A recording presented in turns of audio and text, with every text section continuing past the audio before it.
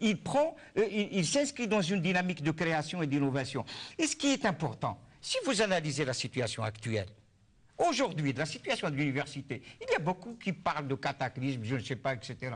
En fait, parce que le dispositif LMD a permis de libérer les énergies, de libérer les initiatives et même de libérer les individus même à la façon... Alors, l'étudiant qui vous a posé une question souhaite rajouter un détail. Allez-y, rapidement. Oui, c'est... Rapidement. Oui, très rapidement, je vous le promis. Alors, Monsieur Jody Marabat, ma question aussi, il est allé s'articuler en fait sur 2 points, en disant qu'en Algérie, on n'a pas un patronat qui peut nous assurer ce partenariat avec l'université. On n'a pas une économie assise sur une base, et donc on ne peut pas lancer dans l'urgence un système LMD pour toutes les universités de l'Algérie. Il peut être décidé par la tutelle de sélectionner les universités qui sont proches beaucoup plus du milieu urbain. Il faudrait peut-être appeler les autres universités à suivre l'exemple de Bdjaïa où apparemment ça a bien fonctionné. Alors, tout le monde demande la parole, c'est pas évident, il reste à peine 20 minutes. Allez-y, rapidement. Alors moi j'ai 2 mots. Alors, oui. J'ai d'abord un petit mot pour le LMD, puisqu'on n'est pas vraiment concerné par le LMD. D'accord. La pharmacie, pour l'instant, on n'est pas encore touché. Parce qu'on a lu la loi dit pour l'instant. Maintenant, pour donner un mot au LMD, on sent vraiment, parce que je vais exprimer l'avis de tous les étudiants, je me permets de dire qu'on sent vraiment qu'il y a des inquiétudes de la part des responsables et qu'on sent une incapacité de répondre.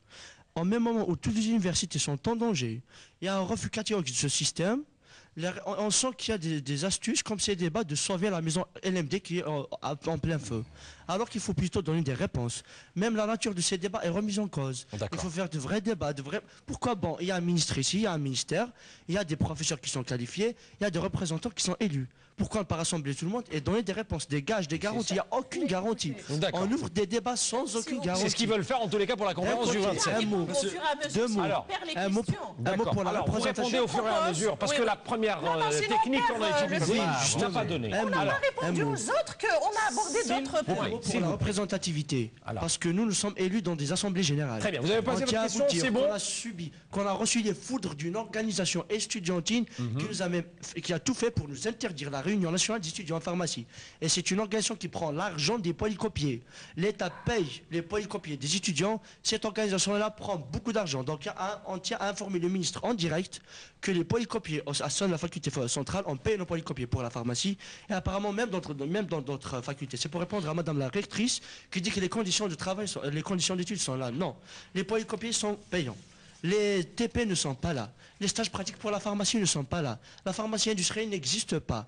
Les budgets de l'État, il y a du flou. Très bien. Alors, la réponse, madame Chérifi, et je vous donne la parole. Écoutez, c'est un pharmacien qui part. J'ai déjà enseigné 10 ans en pharmacie. En première année, j'ai pris en charge moi-même les travaux pratiques de pharmacie. Je le dis, il y avait les moyens, il y avait les produits, il y a donc je le dis. Je vous ai parlé d'il y a 10 ans, là, il parle d'actuellement. Peut-être avant. 10 ans, donc jusqu'à aujourd'hui.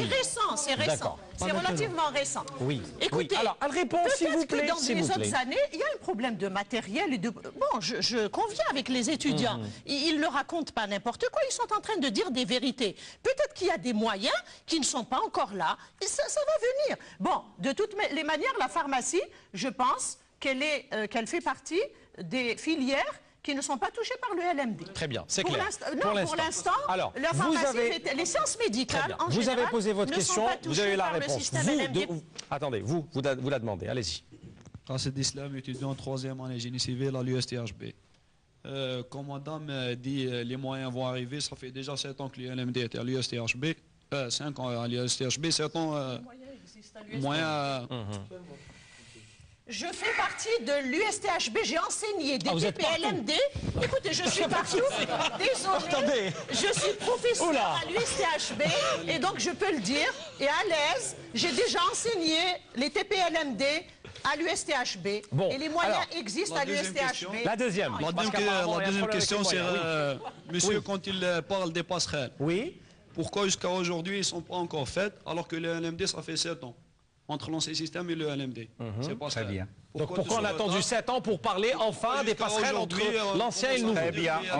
La question est claire. La réponse. Et on va tous vous donner la parole. La réponse est claire, c'est que nous sommes à la 2e année de formation doctorale LMD. Donc le dispositif lui-même n'est pas encore complet. Et les passerelles, je dis bien les équipes de formation, ont déjà étudié des dossiers du système classique vers le système LMD. Et il n'y a pas de souci dans ce sens-là. Donc 7 ans, c'est pas un peu trop, monsieur Merabat? Non, mais on l'a déjà fait cette année. On a déjà... Et par exemple, à l'USTHB, monsieur, il y a la fermeture des magistères et des étudiants qui sont sortis Je vous confirme ici qu'il y aura... Je vous le dis, c'est l'engagement du ministère. Écoutez, le magistère, cette année, vous l'aurez dans toutes les options et filières demandées par vos enseignants. Et non seulement ça, mais je peux vous dire aussi que le nombre de postes sera revu à la hausse. Tout à fait. Et concernant surtout dans votre université. L'engagement sur la et concernant les branches qui sont en voie d'extinction. Votre troisième question.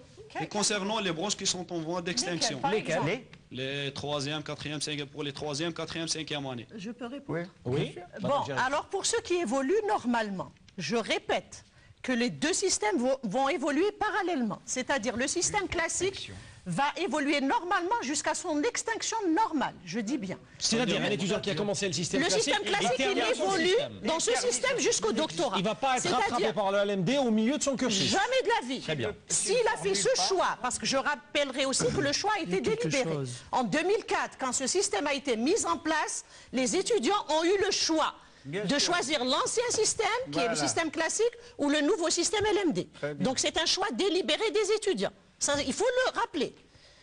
Aujourd'hui, les deux systèmes sont en place. Les deux systèmes vont évoluer parallèlement, jusqu'à l'extinction normale du premier. Très bien. Alors, maintenant, il a posé une question précise qui concerne les 3e, 4e, 5e années. Ceux qui évoluent normalement vont évoluer normalement. Maintenant, il va y avoir peut-être des étudiants dans le pipe. Alors, normalement, ils demandent, qu'est-ce que ça veut dire normalement? Obtention du diplôme. C'est-à-dire, obtention du diplôme. Non, ils passent les années normalement, c'est-à-dire avec succès. Et ceux qui resteront dans le pipe, ceux-là, on a pensé à eux, on va faire justement des passerelles pour les mettre dans le système LMD. C'est encore clair l'histoire de passerelle ou pas encore? Non, c'est en train d'être étudié, élaboré. Et ces passerelles, justement, c'est les équipes pédagogiques qui vont les élaborer de façon à ne pas renvoyer les étudiants qui sont dans le pipe en 3e, 4e, 5e année nous pouvons vous de l'ancien rassurer qu'il n'y aura pas de déperdition sur ce plan-là. Voilà, les étudiants trouveront leur place dans le nouveau système. Alors, vous voulez apporter une contradiction, allez-y. Je tiens à dire, moi personnellement, quand j'ai lu les lois, dans les lois tout est clair, le système classique n'existe plus dans la loi. Il y a uniquement le LMD qui existe dans la loi. Quand on dit extinction naturelle, ce n'est pas vrai. On a une extinction programmée. Dans la loi, moi personnellement, j'ai lu la loi. Il n'y a pas de classique qui est permis dans la loi. Alors, est-ce que le classique existe toujours? Puisque la loi dit qu'il n'existe pas. Confirme, le classique va évoluer comme le LMD jusqu'à son extinction. Pas dans la loi. Alors, vous, je vous ai vu, je vous donne la parole toute ça. Alors, vous, allez-y. J'aimerais bien, en écoutant tous ces débats, prendre un peu de recul. Qu'est-ce qui nous a amené à cette situation? On nous dit qu'il y avait des débats avant, il y avait de la concertation. S'il y avait des débats, on n'en serait pas arrivé là. Exactement. Voilà. Par exemple, vous trouvez normal que ce n'est que maintenant, avec tout ce mouvement, qu'on commence à penser aux passerelles. Normalement, ça a été fait lors de l'installation du système LMD, comme à l'étranger. Il y a toute une architecture pour ces passerelles. Écoutez, on a abordé cet aspect depuis le début de l'émission. On a admis que réellement il y a eu une erreur de la part des pouvoirs publics dans ce... Alors essayons d'aller de l'avant et de proposer des choses. En vérité, en tant qu'étudiant et représentant des étudiants, on n'a pas trop parlé de politique. Mais si, en écoutant tout ça, il faut signaler quelque chose. Pourquoi on ne parle pas de la mauvaise gestion dans nos universités et même dans nos écoles où on nous inculque le management? Pourquoi? On le sait qu'il y a eu de grands budgets déboursés. On ne voit rien sur le terrain. On ne voit rien. Par exemple, nous, à l'école supérieure, je n'aime pas parler de mon cas spécialement parce que je sais que c'est un peu pareil. Et c'est la majorité partout, malheureusement. Il n'y a pas assez de moyens. Par exemple, nous, et on ne comprend plus comment les lois sont élaborées et pourquoi elles ne sont pas respectées. Même si elles existent, elles ne sont pas respectées.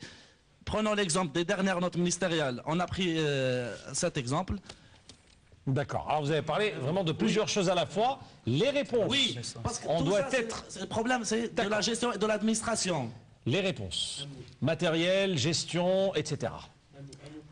Moi, je me pose la question simplement, est-ce qu'un étudiant a le droit de remettre en cause une gestion, quelle que soit la gestion d'une université ou d'une école ou de quoi que ce soit. Franchement, là, moi, je n'accorde pas. C'est nous qui subissons tout. Moi, je n'accorde pas. Même nos professeurs ne sont pas concertés. On est tous on nous impose tout. Même le LMD, on dit que ça a été fait dans la concertation, ça a été imposé. Allez-y. Alors, s'il vous plaît, on a respecté depuis le début de l'émission les positions des uns et des autres. Alors, essayons de terminer l'émission en beauté. Je vous conjure, chers étudiants, essayons d'être calmes pour terminer l'émission en beauté. Ça ne sert à rien. Voilà, vous êtes très nombreux, il est excessivement difficile de vous donner la parole à tous. Pardon? Il y a des gens qui n'ont même pas posé leurs questions. Alors très bien, ceux qui n'ont pas encore posé de questions, allez-y, vous, donnez-lui le micro. Je suis obligé de vous couper la parole puisqu'il y a beaucoup qui attendent encore. Je vous ai vu, allez-y. Bob Idermer, étudiant en pharmacie à la fac centrale d'Alger. Je vais reparler de le titre de docteur en pharmacie. J'ai devant moi une carte d'étudiant en pharmacie qui montre que je vais préparer un titre de docteur en pharmacie. Mais apparemment, après 5 ans, je vais me retrouver avec un diplôme de pharmacie. Alors, pouvez-vous m'expliquer ça? Parce que vraiment, on s'est senti arnaqués, nous, étudiants en pharmacie. Mon collègue, donc professeur Judy, a répondu. Il a dit qu'on prend la France qui est juste à côté. On n'invente rien. Le docteur en pharmacie, ils ont fait 6 ans pour être docteur en pharmacie. 6 ans pour faire docteur en pharmacie, et au bout du compte, il y a un mémoire. Est-ce que vous faites un mémoire en 5e année de pharmacie?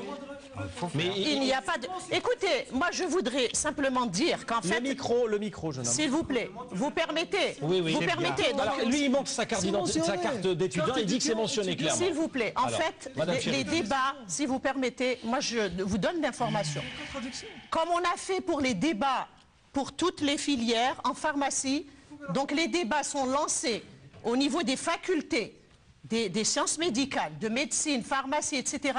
Les débats sont lancés. Donc je vous invite, messieurs les étudiants en pharmacie, de participer au niveau de vos facultés pour faire les propositions qui sont les vôtres. D'accord. Voilà, donc c'est lancé par la tutelle avec un écrit. Hein. Okay. Les débats sont lancés. L'étudiant qui n'a pas encore posé de questions, allez-y. Salam alaikum, Bakar Abdel, l'étudiant de traduction. Bon, votre première question, c'était où est-ce que ça cloche? C'est justement là. C'est cette rupture de communication. C'est comme si on est en train de faire un débat politique. Et vos phrases, madame, sont en forme de négation. C'est comme si on essaye de convaincre tout le monde qu'on a raison. Alors que maintenant, je suis convaincu, je ne l'étais pas avant, maintenant je suis convaincu que l'université algérienne a besoin d'une refonte totale. Parce que là, c'est triste de dire que vous êtes étonné d'entendre qu'il y a des problèmes de matériel au sein de l'université algérienne. C'est vraiment triste. Là, je suis vraiment convaincu. L'étudiante qui est à côté. L'étudiante qui est à côté. Oui, vous avez demandé la parole, non? Oui, bien sûr. Allez-y. Egal Boudinadjian, étudiante en 2e année en sciences de l'information et de la communication.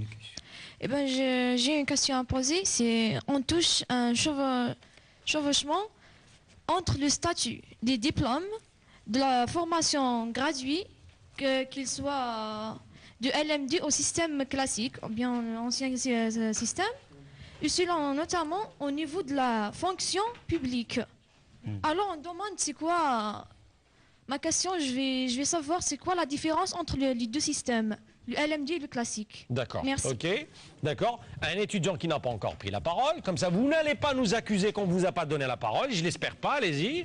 Bonsoir, je me présente. Oui, non, pas vous. Oui, ensuite vous, allez-y.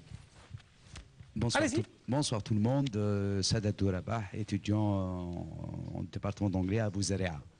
Donc je voulais apporter quelques éclaircissements sur les dires de Mme Chérifi.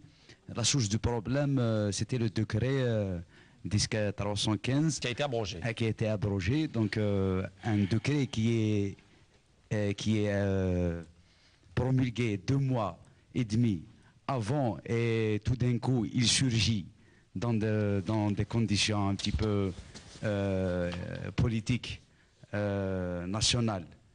Je pose la question.